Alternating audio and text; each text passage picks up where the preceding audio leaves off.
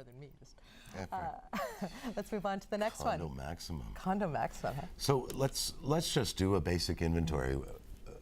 The Connaught is going to be hundreds and hundreds.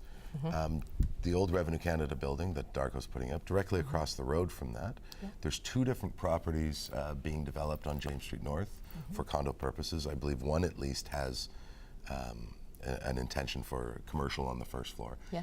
That is thousands of units that are going to come on the market in a matter of months to the next couple of years.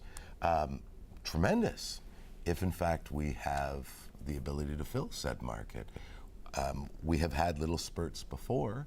We have had James Street South, the old Undermount building there, which was a huge development that ended up not getting sold and ended up being rental units. I'm a little frightened that we might have maxed out too soon. I don't share your fear. Okay. For a number of reasons. One, I was at the launch of the Connaught, which you were as well. Gorgeous, and everyone I talked to there who weren't suburbanites with children would have picked up a condo there, if even just for an investment property. In fact, we talked about all going in on one, right? Because if you're commuting to Toronto, as my husband does every day, and I often do for my clients, the idea of being located that close to It's Coming all day go service is a phenomenal investment opportunity, and you didn't have to try to feel that night. And I was really surprised at the crowd at the Connaught. I mean, there was some of the usual suspects, but there was a whole lot of other people that I'd never seen before. People who looked like they could afford a condo there, people who looked like the kind of demographic they were looking for. And you'll see a Facebook post from someone who's not too keen on what they think the Connaught's looking for. You'll see that later. But I looked around the room and I thought, this moment, this thing, the action that was happening in the investors' room that night, it seemed to me like they're going to do well. They're going to fill that place.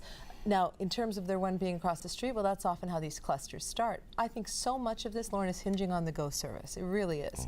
You know, my husband, I mentioned, works in Toronto every day. He is hearing from people coming up to him saying, when is that go getting to Hamilton, Rob? Because they want to live downtown Hamilton. They've heard about the art scene. They've heard about the culinary scene. They know that they can live in luxury in Hamilton for a fraction of what it takes to live in a hovel in Toronto. And for an hour that they might spend commuting in from other parts of Toronto, they could commute in from Hamilton for the same amount of time.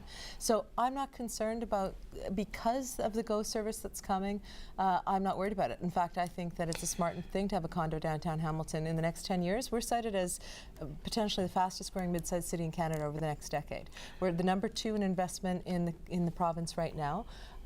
I'm not worried about it. I think they're good condos and they're going to get filled as long as the location's right. And I hope you're right. And I don't think we can judge the entire condo scene based on the Royal Connaught. No, but I'm talking about also Darko. That's a sexier project. I know, than but Darko does good construction. I mean, I've seen his buildings over the years. Some of the other units that I've seen, the urban lofts and stuff, they're nice looking units that have been done. The demographic in Hamilton is changing, and generally people are going for more condo life, right? For a lot of different reasons. You only have to get through one ice storm or one storm, it's at the beginning of your adulthood or the end of your adulthood. Right, exactly. Is where condo makes the most sense. But condos generally are becoming more popular. So as we're developing more and more places for yuppies to live downtown, what about our shortage of affordable housing? Affordable housing. We don't seem to be addressing that. You know what? You're just looking for a fight today. I think that if you look at some economic summits and things that I've been to lately and discussions on it, the idea of mixed housing is the best, right? So is there going to be subsidized housing in the Connaught?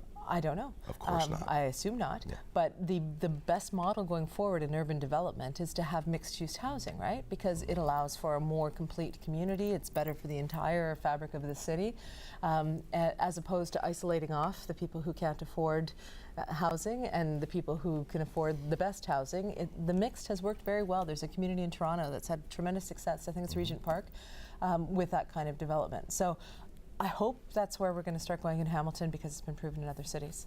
So I'm not worried about it. I believe in the city, Loren. I even believe we're going to get a gateway sign. I do. I believe it. 5 of them, though? Eventually, for sure. We have to get one on every single entrance. But we need to get one done. Now it's a matter of civic pride and before Pan Am.